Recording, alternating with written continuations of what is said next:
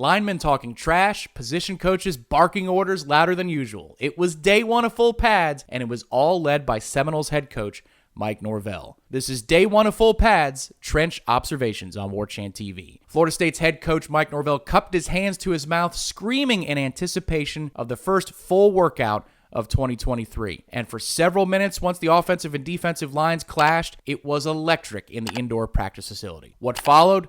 90 minutes of several drills and periods combining different concepts in which you got to see Florida State's newly beefed up offensive line taking on a stout defensive line. And it lived up to the hype. Let's get to those standouts from day one on Warchant TV. Please throw us a like underneath the video and subscribe to our channel. It is completely free, and we really appreciate your support. It's how we bring you the best content covering Florida State on the web. Though there were a lot of good moments for both sides of the ball on Friday, no individual player stood out more than defensive tackle Darrell Jackson. The 6'5", 326-pound transfer uses every bit of his frame, and he was a ball of game-wrecking energy throughout the afternoon. The fun part about Jackson's game is it really doesn't need to be fancy. In a one-on-one pass rush rep against Bryson Estes, a 300-pound guard in his own right, Jackson got his hands on number 77 and steered him straight back in almost a cruel manner, step by step, into the quarterback for an easy win. Later on, in 11-on-11 work, Jackson took on a double team with ease, occupying one offensive lineman with his right arm while driving another backward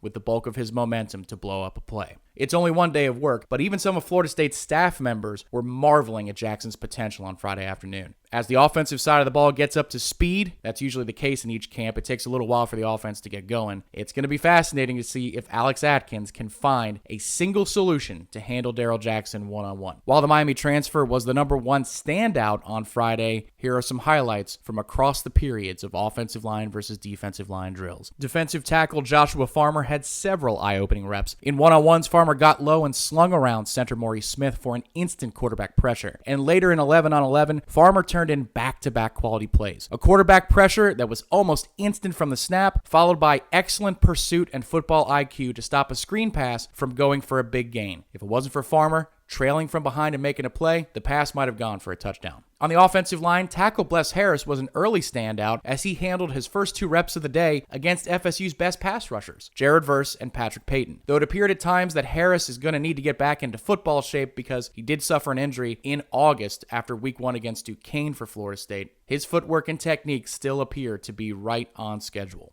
As for Jared Verse, his good reps were outstanding, and that's what you come to expect from somebody who's rated as a top 10 player in On3's college football rankings. He showed alarming quickness and noticeable power. That's going to be a set it and forget it as long as Jared Verse stays healthy. Transfer offensive lineman Jeremiah Byers, who came to FSU from UTEP, turned in a few outstanding moments Friday afternoon against both the pass rushers and interior linemen. Coach Norvell mentioned after practice that Byers will cross-train at tackle and guard for Florida State this spring, but no matter where he lines up, the redshirt junior consistently shows good fundamentals, good balance, and real strength. Fittingly, in what was called Legacy Weekend for the recruiting side of the operation, Lamont Green Jr. had a standout one-on-one rep against fellow freshman Lucas Simmons. As Green got low and around the corner on Simmons, the defensive lineman went nuts. It's a sign that the group really has taken to the true freshman and accepted him into the fold. Green's father was among the former Florida State players at practice as well, so that's a pretty neat moment for Dad. Redshirt freshman Julian Armella, the highly touted offensive tackle prospect from the 2022 class, made a few standout plays, showing good technique in the run game drills and showing off his athleticism in a few perimeter plays later on. And nobody's going to accuse Julian Armella of being afraid of a challenge, as he is always most willing to fire back some words to the other defensive linemen who like to trash talk.